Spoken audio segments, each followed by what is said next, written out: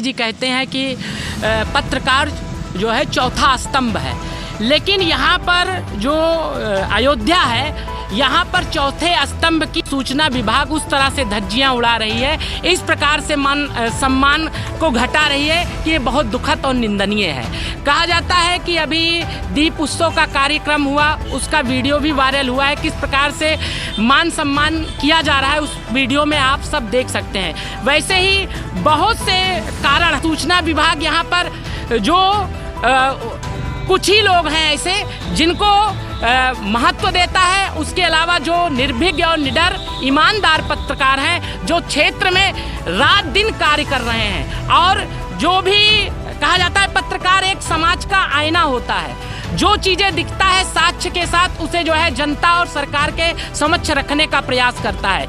लेकिन जब उनसे कोई सवाल पूछा जाता है भ्रष्ट अधिकारियों से या जो भ्रष्ट सिस्टम में, तो वो कहते हैं ये सरकारी कार्य में बाधा पहुंचा रहा है, इसलिए इस पे मुकदमा करो, उसे जेल भेज दो। क्यों? क्योंकि वो सत्य दिखाने का प्रयास कर रहा है, लेकिन जो उनके खजाने को भरने में कोई हस्तक्षेप नहीं करता है वो पत्रकार उनके लिए अच्छा है।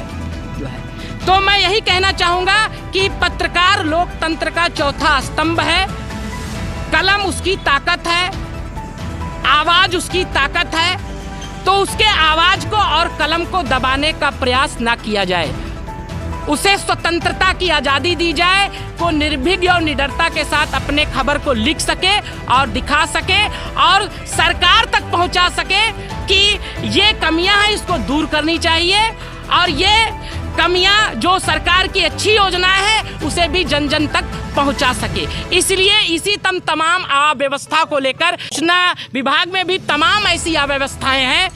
बहुत से पुराने पत्रकारों ने कई बार, यहाँ के जो अधिकारी हैं उनके ऊपर कई बार आरोप लग चुके हैं, लेकिन तब भी वो अपना मनमानी अभी भी चला रहे हैं और पूरी तरह से लोकतंत्र के चौथे स्तंभ का और संविधान का और जिस पद पर बैठे हैं उसकी गरिमा को गिरा रहे हैं। उन्हीं के खिलाफ आज हम लोग यहाँ पर धरना प्रदर्शन कर रहे हैं। अगर आपकी मांगें पूरी ना हुई तो उस स्थिति में आप क्या करेंगे? देखिए, अभी आज हम लोग धरने पर बैठे हैं, उच्च अधिकारियों को जो हमारा मांग पत्र है उसको सौंपेंगे और सौंपने के बाद हम यही उम्मीद रखेंगे कि उस पर निष्पक्षता से मुख्यमंत्री जी जांच कराएं कि 10 साल के कार्यकाल में या दीप उत्सव जब से हुआ पत्रकारों के लिए कौन कौन सी ऐसी व्यवस्था बनाई गई और कौन कौन सी व्यवस्था के जो पत्रकार हैं उन्हें उसका लाभ दिया गया। वो चाहे कहा जाता है 2 प्रकार के पत्रकार होते हैं, एक कहा जाता है कि जो रजिस्टर होते हैं मान्यता प्राप्त और एक गैर मान्यता प्राप्त, उनको कौन कौन सी योजनाओं से जोड़ा गया और कौन कौन सा लाभ दिया गया, इसके बारे में पूरी जो ब्यौरा है वो अपना पेश करें। और अगर उन्होंने ऐसा नहीं, और कितने लिस्ट उनके पास है, कितनी सूचियां हैं, कौन पत्रकार क्षेत्र में काम कर रहा है, कौन क्षेत्र में काम नहीं कर रहा है और किसको आपने किस योजना से जोड़ा है और जो तमाम चीज़ें सरकार की आती है उसका किसको आपने क्या लाभ दिया है। अगर इन सब चीज़ों में सुधार नहीं करता है सूचना विभाग और मुख्यमंत्री जी अगर इस पर संज्ञान नहीं लेते हैं तो कहा जाता है, अभी ये तो छोटा सा अयोध्या का एक छोटी सी झांकी थी, हर जिले से हर प्रदेश से पत्रकार इकट्ठा होंगे और हम पूरी तरह से जो है आगे दिल्ली तक लड़ाई लड़ने के लिए जाएंगे जो है। इसलिए हम चाहेंगे कि सुधार होना चाहिए और जो देश के लिए सच में कहा जाता है सबसे ज़्यादा रिस्क का काम पत्रकार का करता है जो है। अगर एक आदमी उसका और फिर देश की व्यवस्था में सुधार कैसा होगा, तो इस पर सरकारों को भी विचार करना चाहिए। उन्हें हम लोगों का, पत्रकारों का सहयोग जो निर्भीक निडर और साक्ष्य के साथ अगर कोई चीज दिखा रहे हैं, सुना रहे हैं तो उस पर संज्ञान भी लेना चाहिए। तो यहाँ के अधिकारी मस्त रहते हैं, कोई संज्ञान भी नहीं लेते हैं। तो यही सब चाहते हैं कि संज्ञान लिया जाए। हाँ, अगर हमारा पत्रकार भाई भी गलत है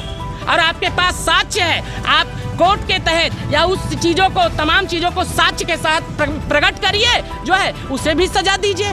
हम ये नहीं कहते कि हम लोग ही सही होंगे, हम भी गलत हैं। अगर हमने भी कोई गलत काम किया है तो उसका साक्ष्य आप भी दीजिए। इतना आपने किया, इतने क्षेत्रों में विकास किया, लेकिन जब आपसे मांगा जाता है तो आपके पास यही एक ऑप्शन रहता है, सरकारी कार्यों में बाधा। ये हमारे कार्यों में परेशानी, तो इससे अब बहाना नहीं चलेगा। हम जेल जाएंगे क्योंकि जो ईमानदार होगा, निर्भीक होगा, निडर होगा, वो जमीन पर भी आंदोलन करेगा और जेल में भी बैठकर आंदोलन करेगा, लेकिन सत्य को, लोकतंत्र के चौथे स्तंभ को हम खत्म नहीं होने देंगे।